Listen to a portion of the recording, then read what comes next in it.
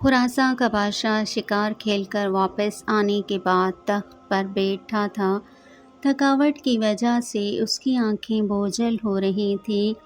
بادشاہ کے پاس ایک غلام ہاتھ باندھے مؤدب سے کھڑا تھا۔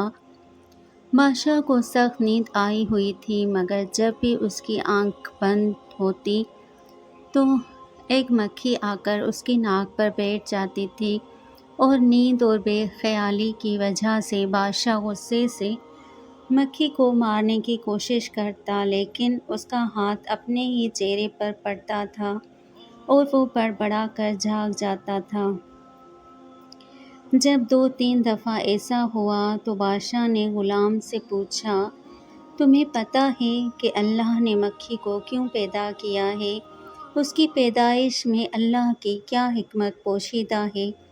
غلام نے بادشاہ کا یہ سوال سنا تو اس نے ایسا جواب دیا جو سنہری حروف سے لکھے جانے کے قابل ہے۔